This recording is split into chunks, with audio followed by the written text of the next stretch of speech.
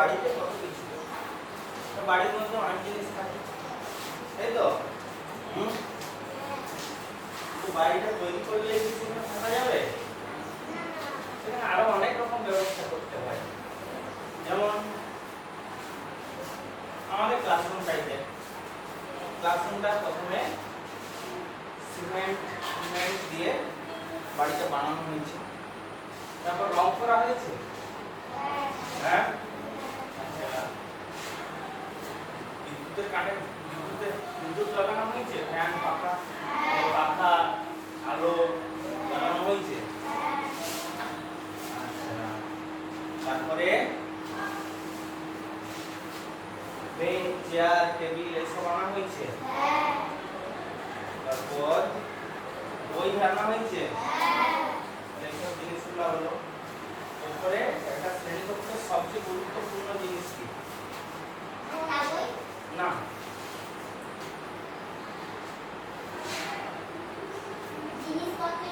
জিনিসপত্র সবচেয়ে গুরুত্বপূর্ণ কি একটা শ্রেণীকক্ষে? না না না, মানুষ, ছাত্রছাত্রী, তাই তো? তোরা যদি না আসিস, তোরা যদি স্কুল না আসিস, তাহলে আমাদের ক্লাসরুমটার কোনো মূল্য আছে? হ্যাঁ, ক্লাসরুমের সবচেয়ে গুরুত্বপূর্ণ হচ্ছে ছাত্রছাত্রী, নাকি? তাহলে মানুষ জিনিস নয়, তাই তো?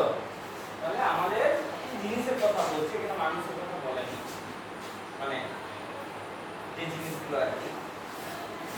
তাহলে এখানে একটু পড়ে পড়ে দেখি। বোতলে খাবার জল ভরতে ভরতে একদিন ভাবলো বাড়ি তৈরি করতে আরো কত লোক লাগে, আমাদের বাড়িতে আরো কত কি রয়েছে। বারান্দায় গ্রিল, দেওয়াল আলমারি, জলের পাম্প। আমাদের স্কুলে আছে নাকি? গ্রিল আছে, দেওয়াল আলমারি আছে, জলের পাম্প আছে। আচ্ছা, বাবা কি জানে কত লোক দিয়ে এসব তৈরি করেছে? বাবা জানে না? জানে না? বাবা বা দাদু কেউ ব্যাপারটা করেছে, ভালো করে জানবে, নাকি? বাবাকে বলতেই বাবা খুব হাসলেন, তারপর বললেন বাড়ি তৈরির সময় দেখা যায় না এমন অনেক লোক লাগে, এমন অনেক লোক লাগে। জানালার কাজ যারা তৈরি করেছেন তারাও বাড়ি তৈরির কাজ করেছেন। কাঠের জানালা, কাঠের জানালা, ওদের কিসের জানালা? কাঠের। কারো কাঠের জানালা আছে? ফাইবারের জানালা?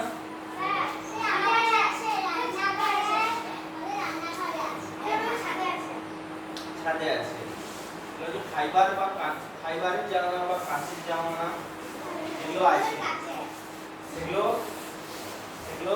কেটে করে দেওয়া হয়, তাই তো? সেটা তো কোথাও বানানো হয়েছে, নাকি? সেটাই বলছেন। জল তোলার পাম্প যারা তৈরি করেছেন তাদেরও এর মধ্যে ধরতে হবে। একটা হচ্ছে পাম্পটা বানানো, একটা হচ্ছে পাম্পটা বানানো, আর একটা হচ্ছে মাটিতে গর্ত করে এখানে জলের লেয়ার আছে সেটা দেখে পাম্পটা বসিয়ে পাইপলাইন করা, তাই তো?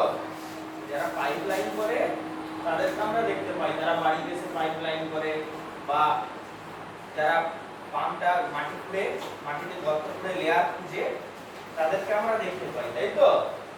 তো যে পাম্পটা তৈরি করেছে তাদের কি আমরা দেখতে পাই, নাকি? আচ্ছা, আবার বাড়ি করার আগে একটা নকশা করতে হয়, কোথায় কোন ঘর থাকবে, কোন দিকে জানলা রাখলে ভালো হবে। ভালো হবে মানে ঘরে ঢোকা বেরোনোর সুবিধা হবে, তাই তো? জানলা, বাড়ির দরজা কোন দিকে রাখা উচিত? হ্যাঁ, না, আমাদের দিকে উত্তর দিকে নয়, দক্ষিণ দিকে। কেন? বাড়ির দরজা কোন দিকে রাখা উচিত? দক্ষিণ দিকে। কেন? হ্যাঁ, দক্ষিণ বা পূর্ব, উত্তর দিকে কেন রাখা উচিত নয়? আমাদের দেশে আমাদের দেশে শীতকালে ঠান্ডা বাতাস উত্তর দিক থেকে, তাই তো? হ্যাঁ, উত্তর দিকে যদি ঘরের দরজা রাখিস কি হবে? শীতকালে ঠান্ডা বাতাসটা ঢুকবে নাকি? আমাদের দেশে দরজা রাখা হয় সাধারণভাবে দক্ষিণ দিকে। ঘরের অবস্থা অনুযায়ী পূর্ব দিকেও রাখে নাকি? আচ্ছা,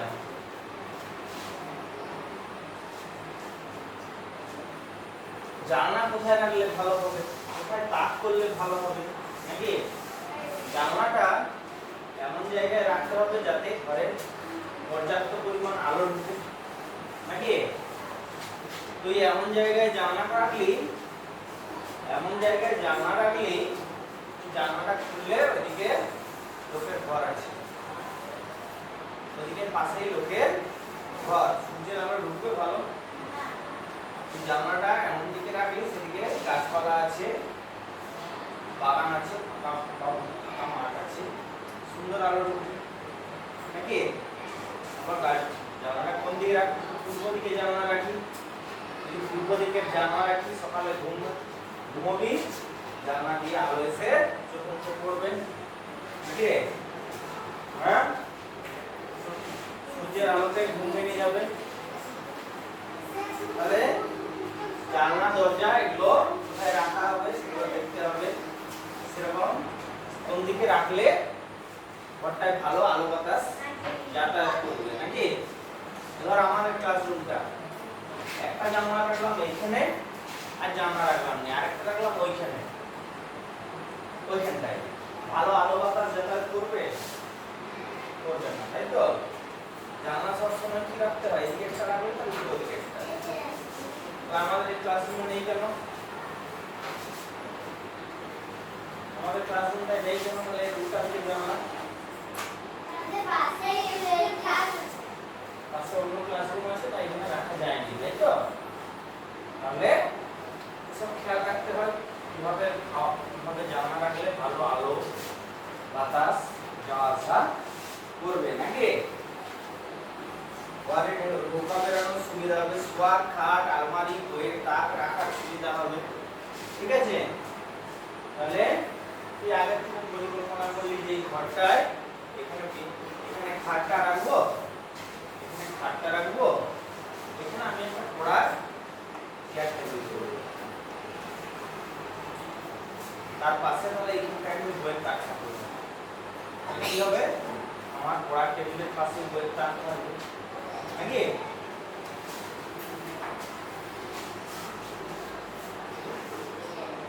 পরদিন একজন স্কুলে এসে এইসব বলতেই কি হলো? তাহলে বাড়ির কত কিছু থাকে জানা হয়ে গেল, কত লোক মিলে কাজ করেন তাও তোমাদের জানা হয়ে গেল নাকি?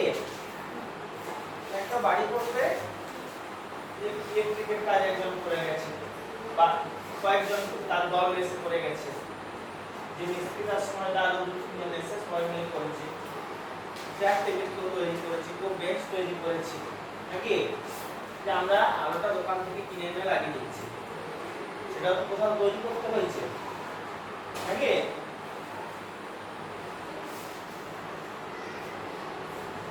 তাহলে একটা জিনিসের পিছনে অনেক লোকের অবদান আছে, সেটাই হচ্ছে গল্পটাকে বলতে চেয়েছে, মূল কথা হচ্ছে গল্পটা এটাই, ঠিক আছে? এই কথা শুনে সবাই নিজের বাড়িতে কি আছে তা বলতে লাগলো। আমাদের বাড়িতে মাটির কলসি আছে। মাটির কলসি কে তৈরি করেন? কুমোর। কুমোরকে ভালো কথায় কি বলে? কুমোরকে ভালো কথায় কি বলে? কুমোরকে ভালো কথায় বলে কুম্ভকার। কুম্ভকার থেকে এসেছে কুমোর কথাটা। কুম্ভ মানে কি? কুম্ভ মানে মাটির হাড়ি, তাহলে কুম্ভকার মানে যিনি মাটির হাড়ি তৈরি করেন, তাই তো?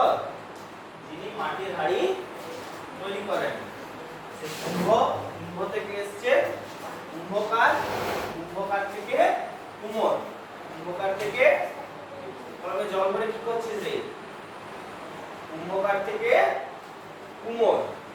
যারা লোহার জিনিস বানায় তাদেরকে কি বলে? যারা লোহার জিনিস বানায় তাদের কি বলে? কর্মকার। আর আমাদের চলতি কথায়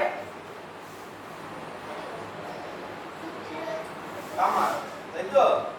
ভালো কথায় বলে কর্মকার। এরকম যারা মাটির জিনিস বানায় তাদেরকে আমাদের চলতি কথায় বলে কুমোর, আর ভালো কথায় বলে কুম্ভকার। এই যে কারা কারা এই গরমকালে মাটির কলসির জল খাচ্ছে? ইয়ার তো কারা কারা গরমকালে মাটির কলসির জল খাচ্ছে? খাস সারা বছরই খাস না শুধু গরমকালটা খাস? গরমকালটা মাটির হাঁড়ি দেখে তৈরি করেছে, তাই তো? আচ্ছা, ফ্রিজের জল খাওয়া একদম ভালো না। কেন কেন ভালো না? ফ্রিজের জল খেলে দেখবি মাঝে মাঝে গলা ব্যথা করবে। হ্যাঁ, কি করে মাঝে মাঝে গলা ব্যথা? সেদিক থেকে মাটির কলসির জল ভালো, অনেক ভালো। কেন কেন? মাটির কলসি কোনো কারেন্ট খরচা করে? কোনো কারেন্ট খরচা নাই। এখানে কারেন্ট খরচা হচ্ছে মানে কোথাও কয়লা পুড়ছে নাকি? কোথাও কয়লা পুড়ছে। আর মাটির কলসি কোনো খরচা নেই, একবার কিনে নিতে যা খরচা, তারপরে কোনো খরচা আছে কি? আবার ডাক্তার দেখাতেও খরচা নাই।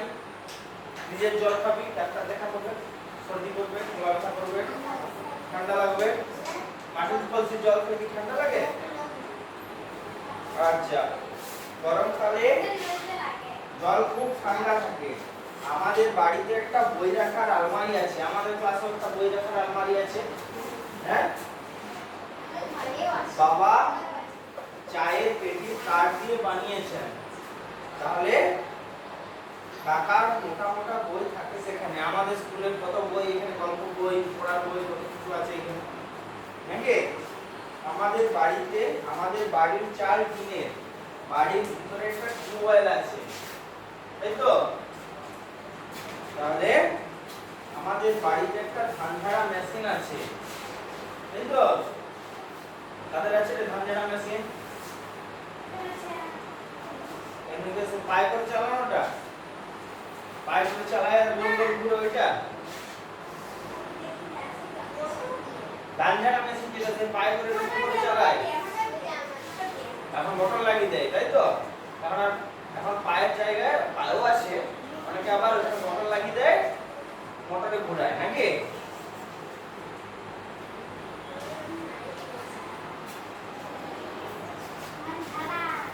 আচ্ছা, আবার এখন আরো বড় বড় ধান ঝাড়া মেশিন বেরিয়ে গেছে, ট্রাকের পিছনে বসিয়ে দিচ্ছে,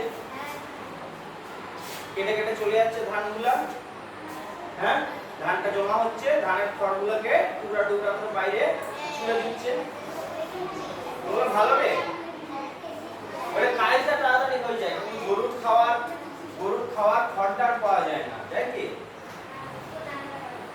ওটা শুধু ধানটা কাটা হয়, কিন্তু খড়টা পাওয়া যায় না।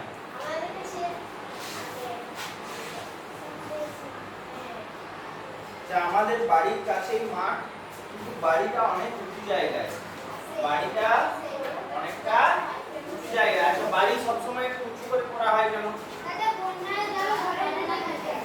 বন্যা, বর্ষাকালে বৃষ্টি হবে একটু, হ্যাঁ, একটু জল জমতে পারে, সেই বর্ষার জলটা যাতে ভিতরে ঢুকে না যায়, তার জন্য বাড়ি সবসময় একটু মাটি থেকে উঁচু করে করা হয়। মাটির বাড়ি হলো যেটা উঠোনটা, সেটাকে একদম মানে যেটা দাওয়াটা, ঘরের দাওয়াটা, সেটাকে একদম উঠোনের সঙ্গে থাকে না, উঠোনের চেয়ে একটু উঁচু থাকে, সব উঁচু থাকে। পাকা ঘরও তাই সবসময় উঁচু করে করা হয়। মূল কারণ হচ্ছে যাতে বর্ষার জল না ঢুকে যায়, তাই তো?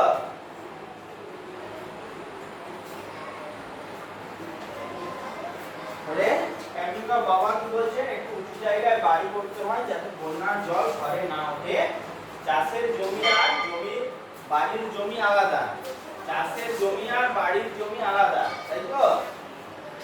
আচ্ছা, ধর কারো একটা রাস্তার ধারে জমি আছে, ভাবছি এখানে বাড়ি করবো, কি করবি তাহলে? চাষের জমি, এগুলো নিজেদেরই চাষের জমি। এবার ভাবছি সেখানটায় আমরা চাষের জমিটাই এখানে একটা বাড়ি বানাবো, মানে তো বানাচ্ছে। তাহলে কি করতে হয় তার জন্য?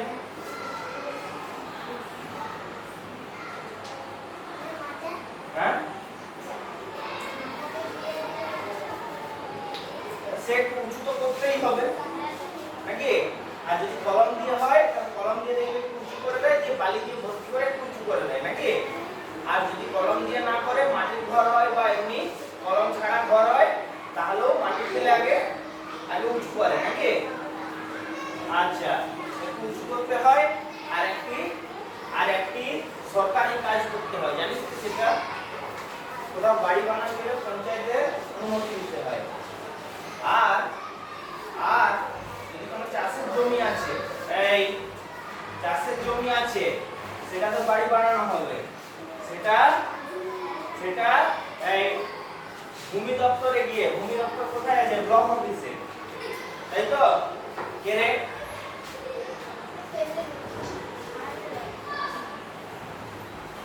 সেটা ভূমি দপ্তরে গিয়ে ওই জমিটাকে আগে চাষের জমি থেকে বাস্তু জমি করতে হয়, তার জন্য কিছু পয়সা খরচ হয়, ঠিক আছে? ওটা না করলে, ওটা করে সবসময় করা উচিত, ঠিক আছে? আচ্ছা, তাহলে এটাই থাক। পরের পাতা ছকটা করবি, যেটা অসুবিধা হবে আমার পরের দিন আগে রিকোয়েস্ট করে নিবি।